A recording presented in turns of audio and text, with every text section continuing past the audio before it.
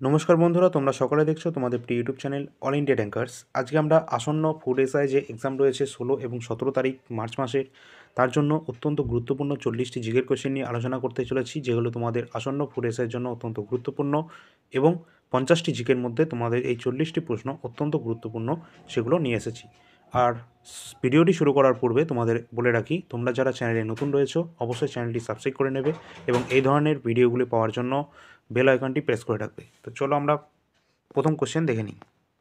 First question, Deepika কুমারী ইনি কোন খেলার সাথে সম্পর্কিত? ইনি তীরন্দাজি দ্য আর্চারি খেলার সাথে সম্পর্কিত। ইনি ঝাড়খণ্ড রাজ্যের বাসিন্দা। ঠিক আছে।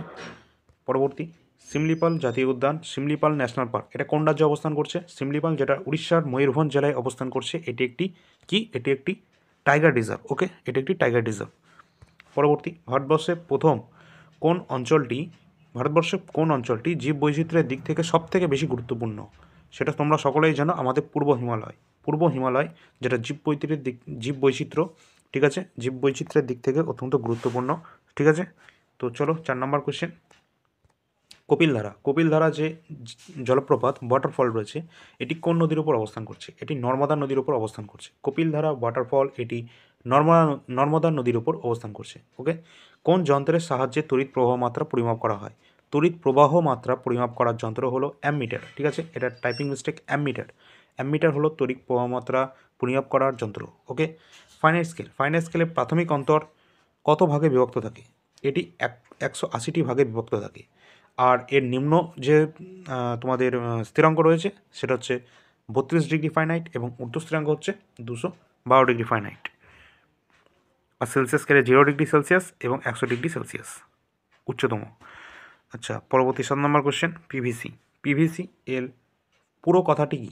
Polyvinyl chloride. পিভিসি এর পুরো কথাটি হচ্ছে পলিভিনাইল ক্লোরাইড। পরের কোশ্চেন, কোন মৌলকে দুষ্ট মৌল বলা হয়ে থাকে? হাইড্রোজেনকে দুষ্ট মৌল বলা হয়ে থাকে, কারণ পর্যায় সারণীতে তোমরা দেখেছো হাইড্রোজেনকে দুষ্ট মৌল বলা হয়ে থাকে। পর্যায় সারণী অত্যন্ত গুরুত্বপূর্ণ, ভালো করে দেখে নেবে। ওকে। হিটারে কোন ধাতু দ্বারা তৈরি? হিটারে কোন ধরনের তার ব্যবহার করে থাকে? তোমরা জানবে হয়তো নাইক্রোম, যেটা তোমাদের নিকেল, লোহা আর ক্রোমিয়াম। ঠিক আছে, নিকেল, লোহা আর হচ্ছে ক্রোমিয়াম, এই তিনটে সংকর ধাতু দিয়ে তৈরি হচ্ছে তোমাদের নাইক্রোম তার, যেটা বৈদ্যুতিক হিটারে ব্যবহার করা হয়। ঠিক আছে, আর হচ্ছে ইন্ডাকশন ওভেনে ব্যবহার করা হয়। এটা হলো হিটার, নাইক্রোম তার ব্যবহার করা হয়। পরের কোশ্চেন, ইলেকট্রন এর আবিষ্কারক কে ছিলেন? ইলেকট্রন হচ্ছে পরমাণু যে ইলেকট্রন যেগুলো বাইরের কক্ষপথে ঘুরতে থাকে, সেটা হচ্ছে জে টমসন 1897 সালে ইলেকট্রন আবিষ্কার করেছিলেন। আর তোমরা কমেন্টে জানাবে প্রোটন কে আবিষ্কার করেছিল, কত সালে, কে আবিষ্কার করেছিল, কত সালে আবিষ্কার করেছিল। আর নিউটন হচ্ছে তো তোমাদের চ্যাডউই, যেটা হচ্ছে নিস্তরিত কণার একটি উদাহরণ, পরমাণু নিস্তরিত। আর পরমাণু সুস্থিত হচ্ছে নিউক্লিয়াস। পশ্চিমবঙ্গের দীর্ঘতম ব্যারেজ কোনটি? ফারাক্কা ব্যারেজ পশ্চিমবঙ্গের দীর্ঘতম ব্যারেজ। নেক্সট, পশ্চিমবঙ্গের কোন নদী ত্রাসের নদী নামে পরিচিত? ত্রাসের নদী বলা হয় পশ্চিমবঙ্গের তিস্তা নদীকে বলা হয় পশ্চিমবঙ্গের ত্রাসের নদী। আর বিহারের দুঃখ বলা হয় কুশিকে। ঠিক আছে। পরবর্তী কোশ্চেন, ম্যাসেঞ্জার বাঁধ কোন নদীর ওপর অবস্থান করছে? ম্যাসেঞ্জার যে বাঁধ রয়েছে, এটি ময়ূরাক্ষী নদীর ওপর অবস্থান করছে ম্যাসেঞ্জার বাঁধ। ওকে।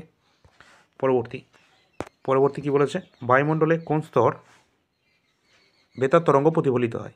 তোমরা সকলে জানবে বায়ুমণ্ডলের যে বেতার তরঙ্গ, রেডিও, যেটা তোমাদের প্রতিফলিত হয়ে ফিরে আসে, সেটা হচ্ছে আয়নোস্ফিয়ার স্তরে। ঠিক আছে, আয়নোস্ফিয়ারে বায়ুমণ্ডলের বেতার তরঙ্গ সেটা প্রতিফলিত হয়ে আসে। ওকে। ইরানের রাজধানীর নাম কি? ইরানের রাজধানী হচ্ছে তেহরান। ঠিক আছে। আর ইরাকের রাজধানী বাগদাদ। পরবর্তী, পৃথিবীর কোন অঞ্চলে সারা বছর তাপমাত্রা প্রায় বেশি থাকে? ঠিক আছে, সারা বছর তাপমাত্রা বেশি থাকে পৃথিবীর কোন অঞ্চলটা? পৃথিবীর নিরক্ষীয় অঞ্চলে সারা বছর তোমাদের তাপমাত্রা বেশি থাকে, নিরক্ষীয় অঞ্চলে। ইসরো চেয়ারম্যান কে রয়েছেন বর্তমান হিসাবে? আমরা বলি সেটা হচ্ছে এস সোমনাথ ছিলেন বর্তমানে ইসরোর চেয়ারম্যান পদে রয়েছেন। ইসরো প্রতিষ্ঠা সালটা কবে, সেটা কমেন্টে জানাবে। পরবর্তী, বিশ্ব শরণার্থী দিবস পালিত হয় কত তারিখে? যেটা হয়ে যাবে 20 জুন তারিখে বিশ্ব শরণার্থী দিবস পালন করা হয়ে থাকে।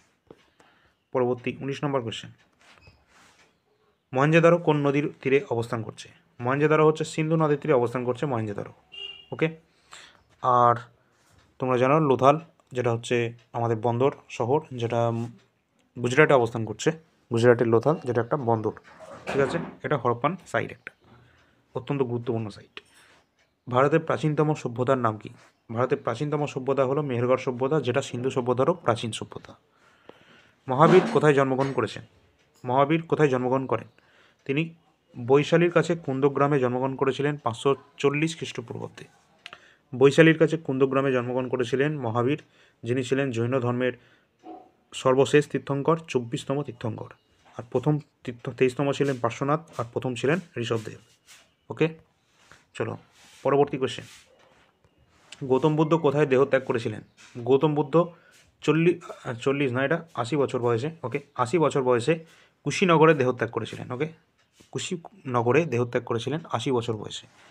অমিত্রাঘাত কার উপাধি ছিল? এটা সকলেই জানো, মগধের হর্যঙ্ক বংশের রাজা ছিলেন অমিত্রাঘাত বলেছে এটা, ঠিক আছে, ওটা বিম্বিসার। আচ্ছা আচ্ছা, তোমাদের এটা বলে দিই, অমিত্রাঘাত বলেছে, এটা হচ্ছে মৌর্য সম্রাট বিন্দুসার, বিন্দুসারের উপাধি ছিল অমিত্রাঘাত।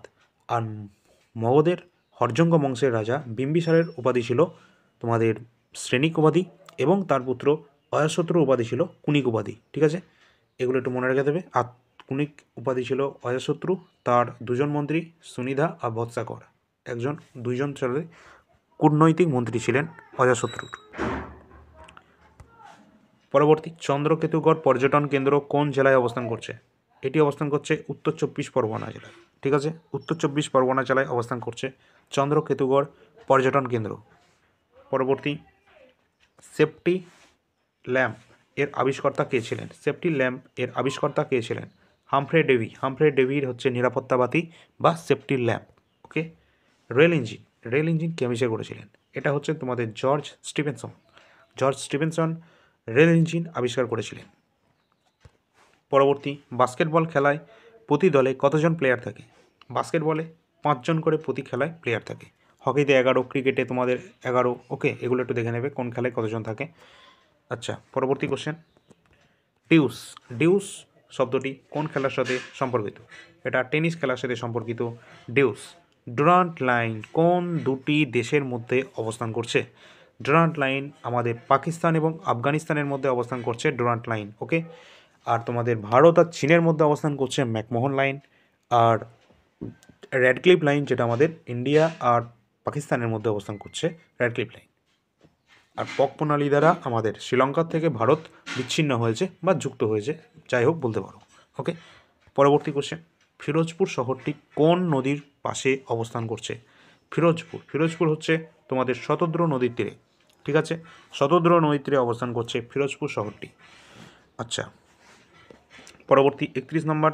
আচ্ছা, এখানে আর কিছু ইনফরমেশান আছে, যেটা হচ্ছে গুয়াহাটি যেটা আসামে অবস্থান করছে, এটি ব্রহ্মপুত্র নদীর তীরে অবস্থান করছে। জব্বলপুর যেটা নর্মদা নদীর তীরে অবস্থান করছে মধ্যপ্রদেশে। হায়দ্রাবাদ যেটা মুসি নদীর তীরে অবস্থান করছে, তেলেঙ্গানার যে রাজধানী হায়দ্রাবাদ। ওকে, আচ্ছা, পরবর্তী কোশ্চেন, ছত্রাক সম্পর্কিত বিদ্যার নাম কি? তোমরা হয়তো জানো, মাইকোলজি হচ্ছে ছত্রাক সম্পর্কিত বিদ্যার নাম হচ্ছে মাইকোলজি। আলী আকবর খান, আমজাদ আলী খান, আলাউদ্দিন খান কোন বাদ্যযন্ত্রের সাথে যুক্ত? এটা অত্যন্ত ইম্পর্টেন্ট কোশ্চেন। তিনটে যে নাম কটা রয়েছে, এই তিনটে নাম এটা ভালো করে দেখে নেবে, তিনটে নামই ভালো করে দেখবে, ঠিক আছে। কী রয়েছে? আলী আকবর খান, আমজাদ আলী খান, ঠিক আছে, আলী আকবর খান, আমজাদ আলী খান, আলাউদ্দিন খান। এরা সবাই কোন খেলার সাথে সম্পর্কিত? শরতের সাথে সম্পর্কিত এই সবকটা, ঠিক আছে, সবকটা শরতের সাথে সম্পর্কিত। চলো পরবর্তী কোশ্চেন, সাদা আলুর বিশুদ্ধ বর্ণালীর প্রান্তিক, এটা আলু নয়, টাইপিং মিস্টেক, সাদা আলুর বিশুদ্ধ বর্ণালীর প্রান্তিক বর্ণ দুটি কী কী? যেটা হচ্ছে লাল আর বেগুনি প্রান্তিক বর্ণ।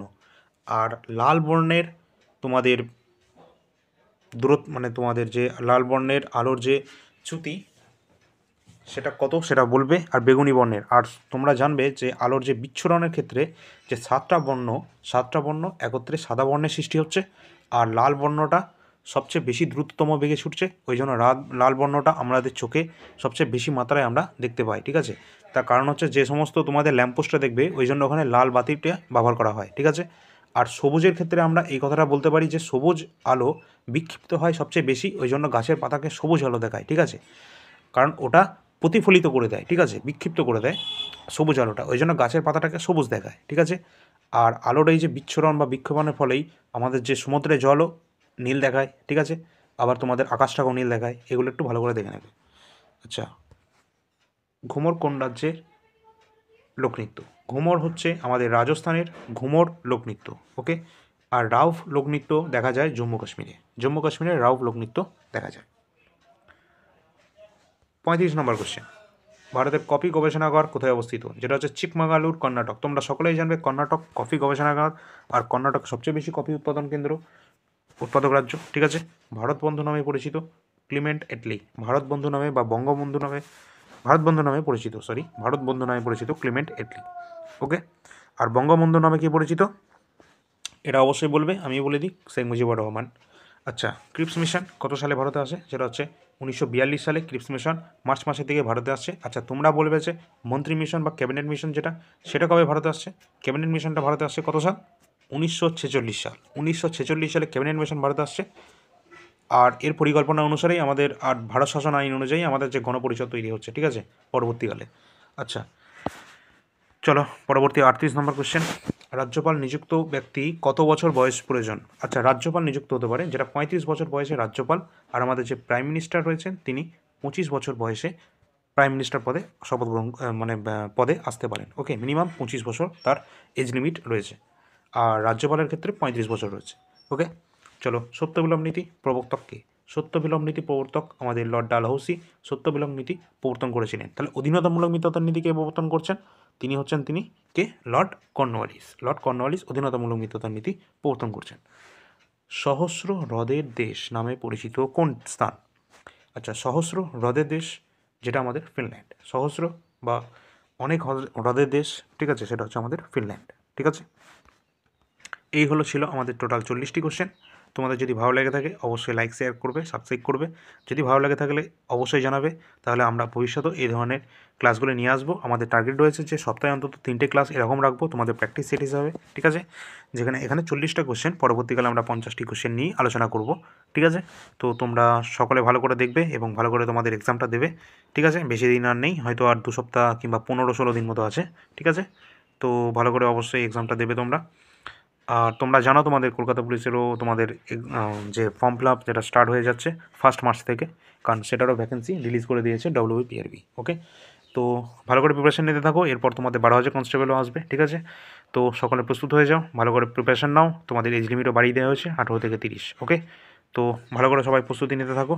আর এই পিডিএফটা পেতে চাইলে আমাদের Telegram channel all India rankers join হয়ে যাবে, যেটা ডিসক্রিপশানে লিঙ্ক দেওয়া থাকবে, ওকে।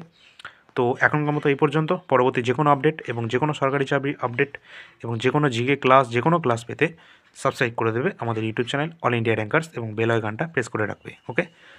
তো চলো, এখনকার মতো এই পর্যন্ত। পরে যে কোনো আপডেটের জন্য অবশ্যই নজর রাখবে all India rankers. Good bye.